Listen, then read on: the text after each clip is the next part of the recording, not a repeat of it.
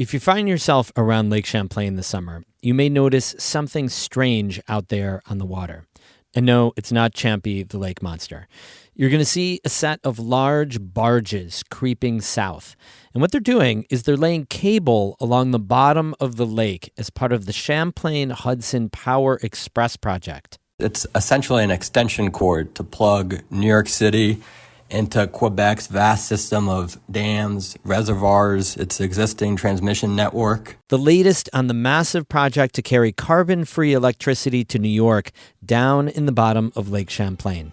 That's today's story of the day. Support for Story of the Day comes from Pearsall Wealth Management at UBS Wealth Management USA, subsidiary UBS AG, member FINRA SIPC, 1 Broad Street, Glens Falls.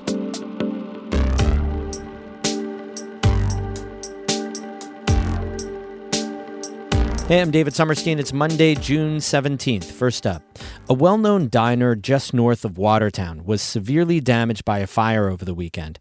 According to WWNY-TV, fire crews were called to Longway's diner around 6:30 Sunday morning. Owner Beverly Waltz told the TV station she panicked when she heard the news, but says she's thankful for the local response. We're all family. It's helped with all the support from them. And with the community keep coming in and stopping and checking on us and making sure that we're okay. Longway's diner suffered smoke and water damage, though the nearly 60-year-old building wasn't a total loss. Waltz says they hope to rebuild.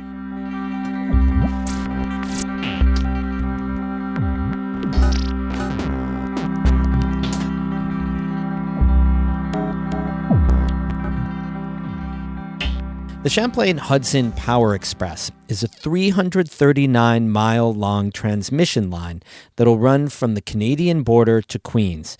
It'll connect hydropower dams and reservoirs in Quebec to hungry electricity users in New York City. And it's carbon-free power, critical for New York's plans to become 100% renewable. The project has been years in the making, and it's finally under construction on Lake Champlain. Zachary Madsen of the Adirondack Explorer spoke with Champlain Valley reporter Kara Chapman about how it's coming together and the pushback it's had to overcome. The Champlain Hudson Power Express project, also known as CHIPPY, has gotten a lot of support from New York State. Officials say that's because it's expected to provide about 20% of New York City's electricity, and they say that'll help the state put a dent in its ambitious goal of reaching 70% renewable electricity by 2030. But Madsen says the project has also faced its fair share of opposition. For starters, there's been criticism about the legacy of dam construction in Canada. Over the decades that Quebec became this hydropower power, there's been a lot of displacement of indigenous communities, flooded ancestral lands, flooded burial grounds, loss of important caribou hunting habitat. So there have been, opponents who have pointed to that history and said, is that something that New York wants to buy into? Hydro-Quebec says they're making amends on this front. They're partnering with an indigenous nation on this connector line that will, go from the border into its existing system. Proponents of this project say these are really issues for Canada to work through and that nothing new is going to be built to serve New York's needs. Madsen says opponents have also expressed environmental concerns. He says groups in the Hudson Valley are worried construction could stir up toxic industrial sediment, affect water supplies, and mess with sturgeon populations. CHIPPY has set up a $117 million environmental trust fund to help address these concerns. Madsen says smaller-scale issues have also come up. He says Jack Doyle with the Fort Ticonderoga Ferry was worried about how construction on Lake Champlain would disrupt his business. He felt like he wasn't getting sort of sufficient communication from CHIPPY, and so he sued them this spring and was seeking an injunction to prevent work around around the ferry corridor there. It's a kind of a unique situation because the ferry operates with these cables that are on the bottom of the lake, and they help pull the ferry back and forth across the lake. The other ferry services, they don't use cables in that way, so they aren't expecting any disruption. Doyle recently settled with CHIPPY. They're going to pay him $100,000 plus compensation for any days out of service, and they're working on the sort of technical details of how the project's going to operate there. And he says he's, feeling like a good plan is coming together. So this isn't affecting the timeline and trajectory of the project at all? No, they say, when the lawsuit was going, Chippy's lawyers were saying that it could have, that type of effect. But now that they've settled, it seems to be that things are still on track. On track to lay 97 miles of the more than 300-mile-long transmission line along the bottom of Lake Champlain over the next few months. Matson says the barges will be out on the lake 24/7, starting up north in Rouse's Point. They'll be going kind of slowly at a pace of about 300 feet to 1,000 feet per hour, moving north to south. And they plan to sort of finish in Putnam Station in the lake's southern narrows in October, where it sort of exits the line and then is underground for a while, headed towards the capital region. So they'll be moving slowly, the length of the lake. And then when they hit the end of these 12-mile sections of cable, they'll be stationary for about 5 days to a week, where they have to splice these cables together in this sort of specially designed compartment on their barges. So they'll be moving slowly, and then there'll be these sort of periods of time where they're stationary. So that in terms of, if you're out on the water and you see this, I think, they're advising to sort of avoid these boats if you can.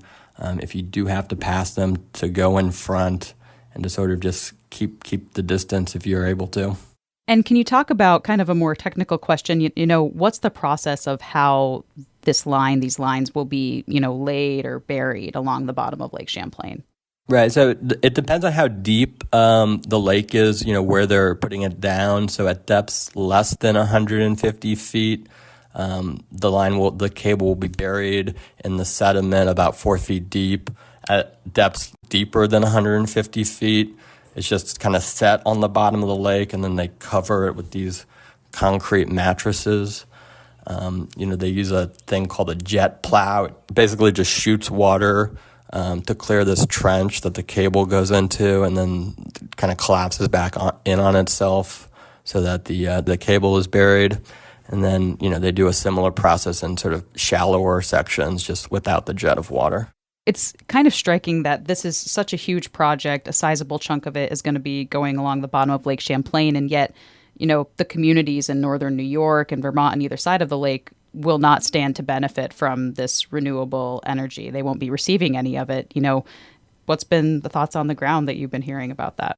I mean, this is definitely another one of the big critiques, is that, this project doesn't really do anything for upstate energy users or for New York power generators. That if you're a solar farm in the Champlain Valley, you can't sort of access this, to send your electricity to New York or whatever. So, obviously, I think the idea is that there's this major concentration of demand in the New York area, that there was this Indian Point nuclear facility that went offline a few years ago, and that's had a big impact on, the supply-demand sort of situation in the city. Upstate users, they already have a sort of more diverse energy portfolio and sort of higher use of renewable sources already. So I think that's the sort of idea of, you connect this source to New York, and that helps with, meeting some of these targets. Zachary Matson with the Adirondack Explorer says it remains to be seen whether the project will help New York State reach its goals and whether Hydro-Quebec can keep up with demand.